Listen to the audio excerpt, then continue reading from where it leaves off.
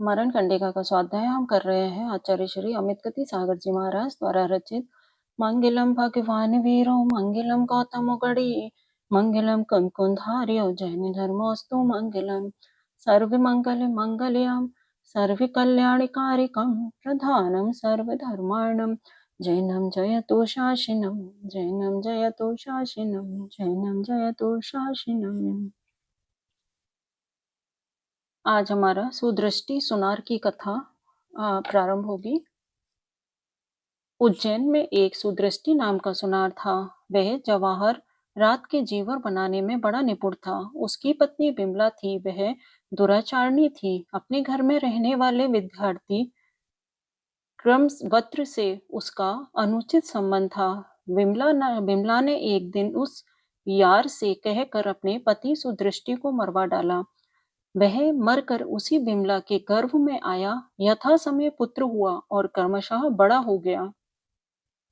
किसी दिन उस उज्जैन नगरी के राजा प्रजापाल की पट्ट देवी सुप्रभा का मूल्यवान रत्न आहार टूट गया। अनेक सुनारों के पास उसे भेजा गया, किंतु कोई भी हार को ठीक से बना नहीं पाया। अंत में उसी बिमला के यहाँ वह हार पहुंचा। उसके पुत्र ने जैसे ही हार को देखा, वैसे उसको जाति स्मरण हो गया। उसने हार को तो बना दिया, किंतु उस दिन से अत्यंत उदास रहने लगा। राजा को हार के ठीक हो जाने से बड़ी प्रसन्नता हुई। अतः उसने उस सुनहर पुत्र को बुलाकर पूछा कि इस हार को कोई बना नहीं पा रहा था, तुमने कैसे बनाया? तब उसने एकांत में अपना पूर्व भव से अब तक सारा वृतांत सुनाया। राजा प्रजापाल आश्चर्यचकित हो गया। उसे इस विचित्र भव परंपरा को देखकर वैराग्य हुआ। सुनार पुत्र तो पहले से ही उदास हो चुका था। उसका मन ग्लानि से भरा था कि अहो, यह कैसा परिवर्तनशील संसार है, जहाँ स्वयं की पत्नी से पति का जन्म पुत्र रूप से होता है। धिक धिक मुहोत्तम को इस प्रकार विचार कर उसने अपना कल्याण किया। यहाँ सुदृष्टि सुनार की कथा समाप्त। आगे कोई जीव क्षेत्रीय ब्राह्मण होकर मान गर्व द्वारा पाप कर्म बंद करता है और उससे सूकर, कुत्ता, चांडाल, सियार और बगुला हो जाता है।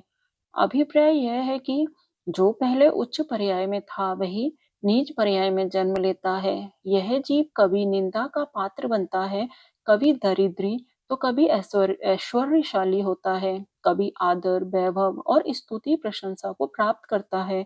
यह चिरकाल तक स्त्री भेद, पुरुष भेद और नपुंसक भेदों को अनेकों बार प्राप्त करता है, अर्थात किसी एक अवस्था में सदा ही नहीं रहता है।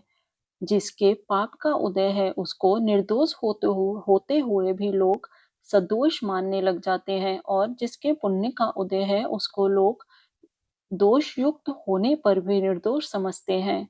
स्वभाव के समान होने पर भी कोई व्यक्ति तो जीवों को प्रिय लगता है और कोई अप्रिय लगता है। जैसे चंद्रमा की चांदनी का समान उदय होने पर भी लोगों को शुक्ल पक्ष प्रिय लगता है और कृष्ण पक्ष अप्रिय लगता है। शुक्ल पक्ष में पहली रात में चंद्रमा उदित हो रहता है और कृष्ण पक्ष में पिछली रात में उदित रहता है। अतः शुक्ल पक्ष से पहली रात में चांदनी रहती है, तो कृष्ण पक्ष में पिछली रात में फिर भी शुक्ल पक्ष मंगल कार्य आदि से युक्त माना जाता है।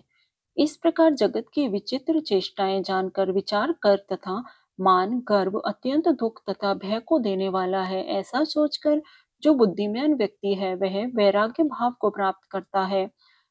कैसे वैराग्य को प्राप्त होता है? जो जन साधारण के अगोचर है तथा अत्यंत कठिन है, ऐसा वैराग्य को लोक के स्वरूप का विचार करने वाला पुरुष इस तरह धारण करता है, मानो पहले से प्राप्त किया हो उसने, अभ्यस्त हो। आशय यह है कि संसार की विचित्र लीला को जो भली प्रकार से जान लेता है, उसको अत्यंत दृढ़ वैराग्य उत्पन्न होता है। यह लोक अत्यंत चपल है, दुरंत है, समस्त दुखों को देने में समर्थ है। इस तरह के स्वभाव वाले लोग को देखने वाले ज्ञानी जन उसमें रमते रहे नहीं है। जैसे जिसको रोकना अशक्य है, ऐसे भयंकर व्याघ्र को देखने वाले पुरुष उसमें रमते नहीं हैं, अर्थात जैसे व्याघ्र से भय होता है उसमें प्रीति नहीं रति नहीं होती, वैसे ज्ञानी को लोक जगत या जगत के या न मात्र चेतन अचेतन पदार्थों की प्रीति नहीं होती, वैसे वह हमेशा लोक से डरता रहता है। यहाँ लोक भावना का वर्णन समाप्त। आगे अशुचि भावना। इस जगत में पुरुषों के काम, भोग, धन और शरीर ये सब ही अशुभ असुचि हैं। इस जगत में केवल एक धर्म ही शुभ है, इस लोक और परलोक में सुखदायी है।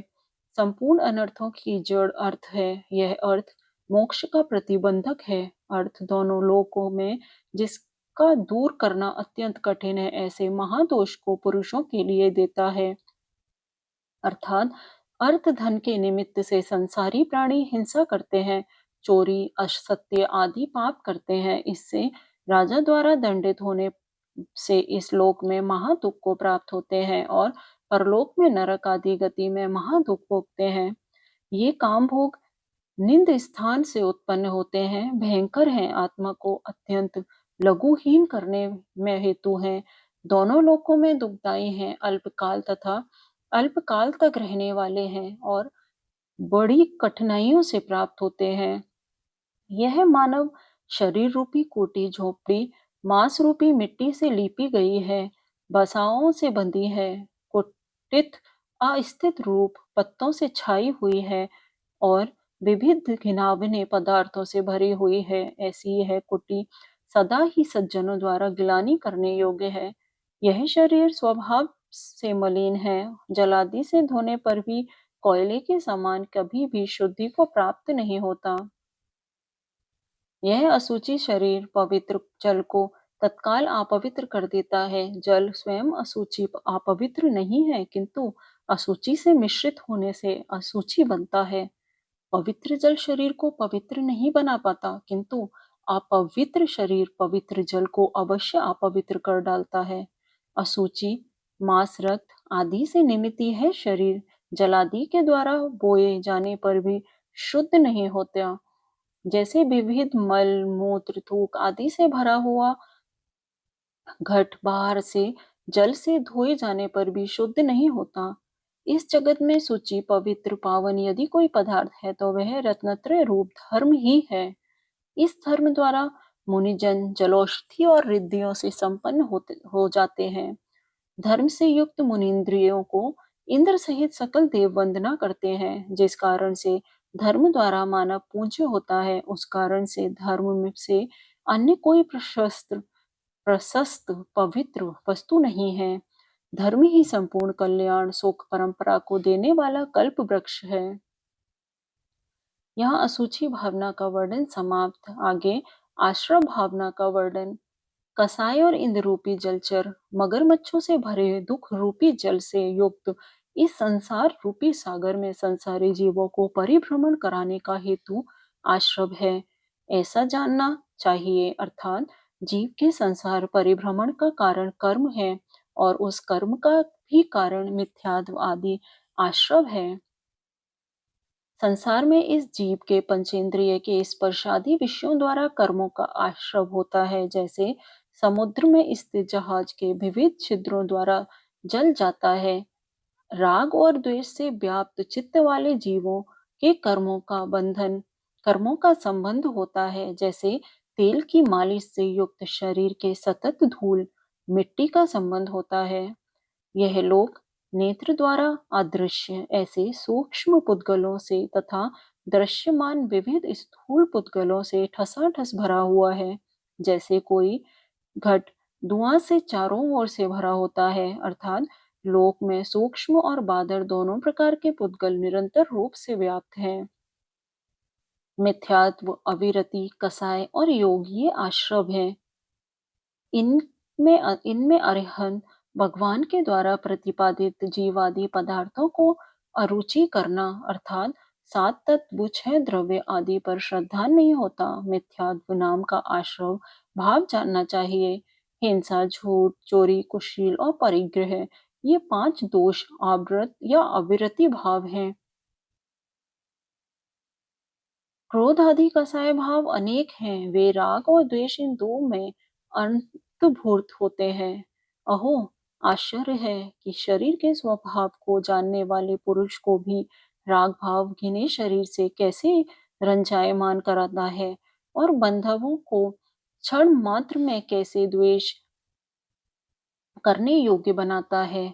अर्थात राग भाव घिने शरीर में तो प्रीति कराता है और हितकारी बंधवों में द्वेष कराता है। जिनके ऊपर प्रेम करना चाहिए उन पर द्वेष कराता है और जिनके ऊपर द्वेष करना चाहिए उन पर राग प्रीति कराता है। जिन राग द्वेष द्वारा सम्यक दृष्टि जीव भी घोर पाप करता है, उन राग द्वेष रूपी बैरियों को धिक्कार है।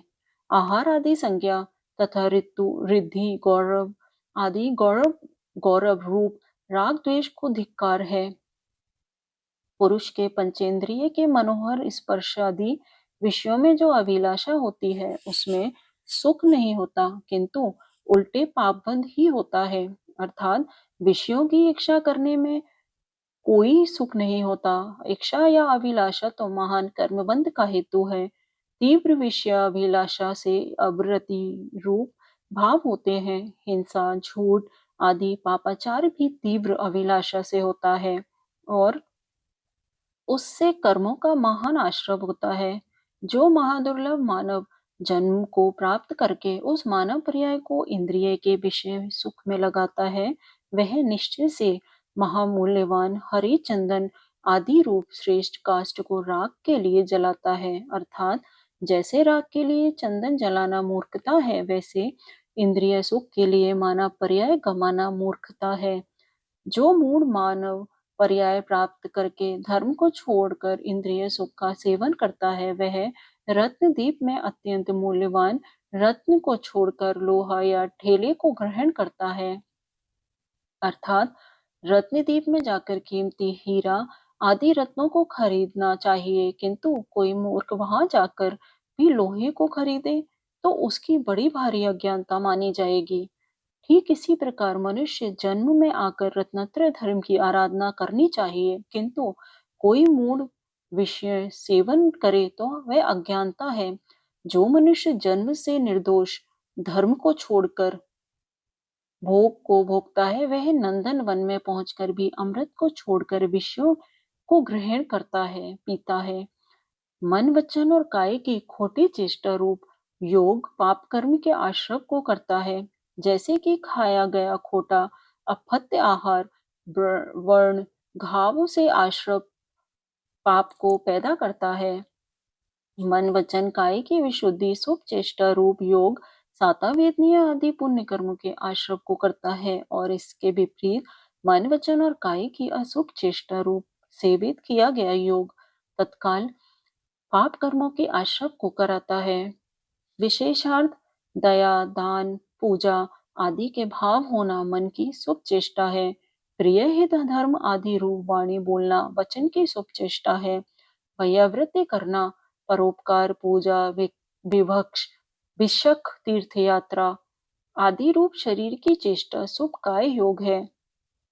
इन शुभ योगों द्वारा सातावेदनीय देवगति देवायु उच्च गोत्र आदि पुण्य कर्मों का आश्रय होता है तथा क्रूर भाव दूसरों को पीड़ा देने के भाव आदि मन की अशुभ चेष्टा है। कर्कश विषुणता मर्म भेदी इत्यादि वचन बोलना वचन की अशुभ चेष्टा है। शरीर द्वारा किसी को घात करना चोरी करना धर्म विरुद्ध आचरण करना व्यसन आदि रूप काय की अशुभ प्रवृत्ति है। इन अशुभ योगों द्वारा असातावेदनीय नरक गति नरकायु नीच गोत्र आदि पाप कर्मों का आश्रय होता है। मिथ्या दृष्टि अविरति कसाय और योगों द्वारा कर्मों के भार से युक्त हुआ जीव भव सागर में डूब जाता है। जैसे जिसका पार पाना कठिन है, ऐसे समुद्र में अनेक छिद्रों द्वारा जल से भरी हुई नौका डूब जाती है। यहाँ आश्रव अनुप्रेक्षा समाप्त। आगे संबर अनुप्रेक्षा का वर्णन। सम्यक दर्शन मिथ्यात्व आश्रव द्वार को ढक देता है तथा देश संयम और शकल संयम रूप व्रतों को ग्रहण करके यह जीव अभिरति नामा आश्रव द्वार को ढक देता है। जैसे कोई पुरुष द्वार को बंद अर्गल अर्गल संकल या कुंडी लगा दे, बाहर से आने वाले चोर आदि को रोक देता है। क्रोध आदि कसाय रूप क्रूर चोर डाकू लुटेरों को दया इंद्रिय मन और उपसम भाव रूप शस्त्रों द्वारा रोकना साध्य है, अर्थात कसायों को दम सम आदि भावों द्वारा रोकना चाहिए। जैसे धन के चुराने वाले डाकू आदि को दिव्य शास्त्रों द्वारा रोकना साध्य है, अथवा शस्त्र द्वारा चोर डाकू खदेड़ कर उन धन की रक्षा करना साध्य है। खोटे कुगति के मार्ग में जाते हुए दुष्ट इंद्रिय रूपी घोड़े वैराग्य रूपी मजबूत लगाम द्वारा नियंत्रित किए जाते हैं। जैसे गड्ढे ऊबड़ खाबड़ भूमि रूप खोटे मार्ग में जाते हुए दुष्ट घोड़े लगाम द्वारा नियंत्रित किए जाते हैं। चंचल मन वाले पुरुषों द्वारा इंद्रिय रूपी विसर्ग सर्प निर्ग्रहित नहीं किए जा सकते। जैसे विषाप आहार मंत्र विद्या औषधि आदि से रहित व्यक्ति द्वारा विषैले सर्प पकड़े नहीं जा सकते। भावार्थ, इंद्रियों को बस तब तक कर सकते हैं जब तक मन चंचल ना हो, चपल ना हो। मन को स्वाधीन कर लेने पर इंद्रिय अपने अपने विषयों की तरफ नहीं दौड़ती। अतः कहा है कि चंचल मन वाले पुरुष इंद्रिय रूपी सर्प को निर्ग्रहित नहीं कर सकते। जीवों के अप्रमाद ध्रुव कपाट द्वारा मनोयोग आदि आश्रवों को निरोध किया जाता है। जैसे नाव में फलक द्वारा जल का निरोध किया जाता है। विशेषार्थ प्रमाद 15 प्रकार का है। भक्त कथा, स्त्री कथा, राजकथा, राष्ट्र कथा, ये 4 विकथाएं तथा 4 क्रोध आदि कसाय, 5 इंद्रिय निद्रा और स्नेह स्वाध्याय आदि द्वारा विकता प्रमाद को, क्षमा आदि द्वारा कसाय प्रमाद को, अमोदर्य एवं रस त्याग आदि द्वारा निद्रा प्रमाद को, और बंधुत्व आदि के द्वारा छड़ी कपने के चिंतन द्वारा स्नेही नामा प्रमाद को जीतना चाहिए। इस प्रकार अप्रमाद भाव द्वारा प्रमादजन्य आश्रव को रोकना चाहिए। जैसे परीक्षा द्वारा वेष्टित नगर प्रतिपक्षी राजा द्वारा ध्वस्त नहीं किया जा सकता, वैसे समीचीन मनोगुप्ति द्वारा आदि युक्त चारित्र कभी भी कर्म द्वारा नष्ट नहीं किया जा सकता। भावार्थ, मनोगुप्ति, वचनगुप्ति और कायगुप्ति, ये 3 गुप्तियां परम संबर का सर्वोत्कृष्ट हेतु है। गुप्ति से संयुक्त मुनिराजों के नियम से कर्म आश्रव रुक जाता है, संबर होता है। सम्यक्त्व आदि गुण बंधन से युक्त समिति रूप नौका पर आरोहण करके मुनिराज हिंसा आदि मगरमच्छों से पीड़ित नहीं होते हुए जन्म रूप सागर का उल्लंघन कर जाते हैं, अर्थात ईरिया समिति आदि पंच समितियों से संवर जाते हैं। जिसके हृदय में दरवाजे पर द्वारपाल के समान वस्तु तत्व की स्मृति मौजूद है, उस साधु को दोष दूषित नहीं कर सकते। जैसे सुरक्षित नगर को शत्रुगण नष्ट नहीं कर सकते जिसके हृदय में वस्तु तत्व को स्मृति नहीं है, अर्थात जो साधु समीचीन तत्व चिंतन में स्थित नहीं होता वह नियम से दोषों द्वारा ग्रस्त होता है। जैसे नेत्रविहीन और सहायता रहित पुरुष शीघ्र ही समस्त वैरियों से पराभूत हो जाता है। जो मुनि परिचय रूपी शत्रु द्वारा बाधित होने पर भी कभी भी तत्व को स्मृति को नहीं छोड़ता, वह साधु निश्चय से सम्यक दर्शन, सम्यक ज्ञान और सम्यक चारित्र रूपी संपदा को पूर्ण रूप से प्राप्त करता है, अर्थात परिचयों पर विजय प्राप्त करने से कर्मों का संबर होता है एवं रत्नत्रय पूर्ण होता है। विशेषार्थ यहाँ पर संबर भावना के प्रकरण में मिथ्यात्व आदि आश्रवों को सम्यक्त्व आदि द्वारा रोकने का उपदेश दिया है। मिथ्यात्व, अविरति, प्रमाद, कसाय और योग ये आश्रव भाव हैं। इनमें मिथ्यात्व आश्रव को तत्व श्रद्धान रूप सम्यक दर्शन से रोकना चाहिए। अविरति को असंयम भी कहते हैं। 5 इंद्रिय और 6 मन, इनको अपने अपने स्पर्श आदि विषयों में प्रवृत्ति है, उनको रोकने से इंद्रिय अविरति रूप आश्रव रुकता है तथा षटकाय जीवों के घात रूप अविरति वाला आश्रव अहिंसा आदि व्रतों द्वारा तथा समिति द्वारा रोका जाता है। बेकथा बेकथा आदि प्रमाद रूप आश्रम स्वाध्याय तपोभावना आदि द्वारा रोकना चाहिए। कसाय रूप आश्रम क्षमा आदि दर्श धर्म गुप्ति परिचय जय आदि से रुक जाता है। योग रूप आश्रम तो अंत में यथाख्यात चारित्र को पूर्णता रूप आयोग केवली अवस्था में रुकता है। इस प्रकार संभर का स्वरूप जानना, संभर का चिंतन करना संभर अनुप्रेक्षा है। संभर अनुप्रेक्षा का वर्णन समाप्त। आगे का स्वाध्याय कल करेंगे। कल हमारा निर्जरा अनुप्रेक्षा प्रारंभ होगा। जा वाणी के ज्ञान से सुझे लोकालोक, जो वाणी मस्तक धरो सदा देत हूँ ठोक। ऐ जिन वाणी भारती तो है जो दिन रे, जो तेरी शरण आ गए सो पावे सुख चैन, जो तेरी शरण आ गए सो पावे सुख चैन। नौवा नमोकार मंत्र।